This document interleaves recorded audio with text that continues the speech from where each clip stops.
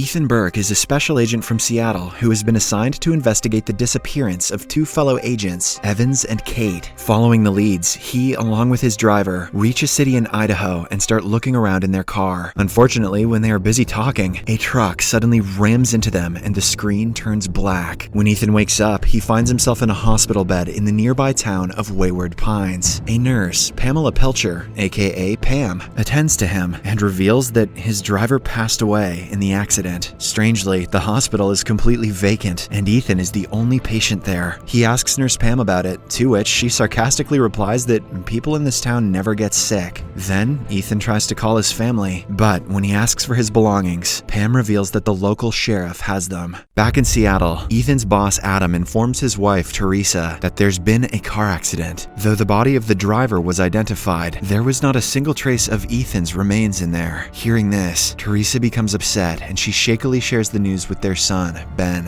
At the hospital, Ethan repeatedly asks for a phone so that he can contact his family, but Pam makes an excuse every time. Fed up, he rips out his IV, puts on his clothes, and leaves, despite Pam's protests. He then gets out of the hospital premises and wanders around the town, which looks like nothing peculiar at first sight. After a while, Ethan enters a bar, where the bartender, Beverly Brown, lets him use the phone. He immediately calls his wife, but the phone goes to voicemail, so he simply leaves a message. Before leaving, the kind Beverly hands him her address, saying he can visit her again if he needs help. Following this, as Ethan is walking down the street, he discovers that the crickets of Wayward Pines are just cricket sounds being played from speakers. This is the first indication that this town has something very strange going on. They could at least play some Taylor Swift. The next morning, an irate hotel clerk kicks Ethan out when he's unable to pay for his room. With nowhere else to go, he heads to the address the bartender Beverly gave him, but finds that it's eerily abandoned. When he ventures inside, he is shocked to discover a rotting corpse, which belongs to his friend Evans, one of the special agents he came looking for. Wasting no time, Ethan reaches out to the local sheriff, Arnold Pope, and asks for assistance. However, the sinister cop cross-questions him about how he ended up here. Ethan explains everything, and also requests help to find the second special agent he came looking for, Kate Hawson. It turns out that Ethan and Kate were in a romantic relationship before she suddenly disappeared. As the two continue talking, Ethan suddenly remembers the nurse Pam mentioning that his belongings were taken away by the sheriff, so he asks if he can have them back, but Sheriff Pope just scoffs and asserts that he doesn't have them. Left with no choice, Ethan uses the sheriff's landline and calls his family and boss, but in both cases, he can only leave them a voicemail message. Confused and desperate for answers, he returns to the bar from the previous day, looking for Beverly. However, to his surprise, the bar owner reveals that no woman by that name works there. Frustrated, Ethan starts to get aggressive, but the man knocks him out and calls someone for help. When Ethan wakes up, he finds himself in the hospital once more, where psychiatrist Dr. Jenkins approaches him and reveals that the accident has left him with a bleeding cerebrum. This is why he's experiencing dissociative breakdown. Hearing this, Ethan becomes enraged and denies being delusional, prompting the devious Pam to give him a sedative. She then proceeds to take him to the surgery room to have him operated on. But fortunately, Beverly arrives in the nick of time and takes him away. Together, they manage to attack Nurse Pam and get out of the hospital, hiding in a cemetery vault. Before the sedative completely knocks Ethan out, Beverly tells him that his friend Evans was killed for trying to escape. She also reveals that she ended up in the town in 1999, almost 6 months ago. Hearing this, Ethan is left in complete disbelief, as it is now 2014 in the real world, almost 15 years after Beverly vanished. This indicates that the time in this world works differently than the rest of the world. Several hours later, he wakes alone in the cemetery vault and wanders back into the town. Surprisingly, he spots a woman who looks like the missing agent he is looking for, his former partner and love interest, Kate. She is with her husband, Harold Ballinger, a local toy shop owner. Ethan covertly follows the duo to their house and rings the doorbell. At first, Kate pretends to not know him and acts strangely, but when she realizes that Ethan is not going to play along, she whispers, "They're watching us," referring to a CCTV camera hidden under the ceiling fan. Kate then reveals that she has been living in Wayward Pines for 12 years, and this is why she looks a bit older. However, Ethan finds it impossible to believe, as he just met her 5 weeks ago. This indicates that time in Wayward Pines seems to work differently, as people age rapidly here. Trying to reveal the truth about the town, Ethan tries to bombard her with several questions, but Kate just tells him to leave, saying it's not safe here. After being ignored by his best friend and the person who he came looking for, Ethan decides he'd better make a run for it. He quickly steals a car and attempts to flee the mysterious town, but to his surprise, after every 20 minutes, he keeps on driving back into the town, as if it's connected in an endless loop. Taken aback, he gets out of the car and tries to find an exit in the woods. However, he finds a gigantic concrete wall with an electrified fence on top. The sign on the fence warns him to return if he doesn't want to die. Then we get an aerial view of the town, which turns out to be a mountain valley surrounded by concrete walls. Ethan once again gets in the car and tries to drive off, but this time, Sheriff Pope arrives and apprehends him. Just then, a teen cycles by the place and shouts, "Don't try and leave, Mr. Burke." That's rule number 1. Rule number 2 is let the sheriff wear your underwear. Fortunately, Ethan is released with only a warning, and he is ordered to stay inside his hotel room. He spends a few hours there, but eventually gets bored, as the place has no computers or internet. Then he ventures out and reaches the same abandoned house where he found his friend's body earlier. Surprisingly, the corpse is still there, despite his having informed the officials about it. As he investigates the scene, he finds a strange notebook in his friend's boot, but before he can keep it, Sheriff Pope arrives with a gun and scares him away. In the next scene, Ethan heads to the bar, and this time Beverly is there. He explains that he wants to talk more about his friend Evans, so Beverly cranks up the music and asks him to dance with her. She then tells him that they have to talk quietly, as there are mics under the bar stools. And to answer his question, Beverly reveals that she had also planned to escape this wretched town before, and her accomplice was none other than Evans. He had elaborated the escape plan in his notebook, which was supposedly flawless. However, on the day of his escape, he was caught and killed. Hearing all this, Ethan asserts that he can find the notebook and leaves the bar. Following this, he goes to the Ballinger toy shop, which Kate and her husband Harold own. He confronts her alone and demands to know what's going on. But just like the previous time, Kate doesn't reveal anything, fearing that they are being watched. Before Ethan leaves, he sees a notice on the door, which reads a few instructions like, "Do not try to leave, do not discuss the past, and always answer the phone if it rings." Later, Ethan sneaks inside the town's morgue and successfully retrieves the notebook from his friend's corpse. Then he meets up with Beverly and shows her the map of the place, with the help of which they can escape. Hopeful, Beverly agrees to help him and removes a tracker that has been implanted inside his skin. It turns out that all the residents of Wayward Pines are administered with such trackers. After this, they stroll through the market, where they run into the Ballingers. Kate is happy that Ethan has found a partner, so she invites the two over for dinner the next evening. The next day, Ethan leaves his tracker inside his hotel room and wanders off. When he reaches the forest to hide the runaway supplies, he notices a man shooting at someone or something beyond the electric fence. However, Ethan doesn't pay much attention to it and leaves to meet Beverly. Outside her home, he explains that the dinner is going to be the perfect opportunity for them to escape. All Beverly has to do is enter the bathroom and hide her tracker there so that they can run away without a trace. Beverly agrees, but she is very nervous as her former partner Evans had also been caught. That night during dinner, as the two sets of couples are chatting, Ethan gets up and heads to the bathroom to inspect if there are any cameras. Unfortunately, while he is away, a nervous Beverly talks about her past life, which is a violation of the second rule. She tries to change the topic, but it seems as if the Ballingers have already caught wind of her intentions. Hence, as soon as Ethan returns, she hides her tracker in the bathroom and leaves with him. Outside, Beverly starts freaking out about the consequences if they get caught. Suddenly, all the telephones in the town begin to ring, and a large mob of people comes out to apprehend them. Ethan and Beverly run for their lives, but they are soon separated, and the latter is caught. Beverly is then dragged to the town square, where the sheriff and a large group is waiting for her. And as Ethan watches from a nearby building, the sheriff slices her throat, saying this is what happens when someone tries to escape. Here, we get to know that Beverly was reported to the sheriff by none other than the Ballinger couple. Later, Ethan shows up in Kate's kitchen and accuses her of participating in the murder. She tells him that Beverly's death was a reckoning, i.e. punishment for not following the rules. And as the kettle boils, Kate quietly confides that she was forced to turn them in, or else she and her husband would get reckoned. On the other hand, Ethan's wife Teresa is worried that he hasn't returned for a week. She tries asking for help from Ethan's boss Adam, but the latter simply informs her that they're on the case and that it might take some time. Hence, left with no options, Teresa and her son Ben arrive at the Secret Service field headquarters in Boise, Idaho, where Ethan had last checked in before his disappearance. Covertly logging into an office computer, Teresa finds a trail leading them to the town of Wayward Pines. However, when the duo approaches the place, this, Sheriff Pope pulls them over and cunningly sabotages their car under the pretext of fixing an oil leak. Back in Wayward Pines, Ethan tries to escape the place by stowing away in a milk truck that surprisingly has a Wyoming license plate. But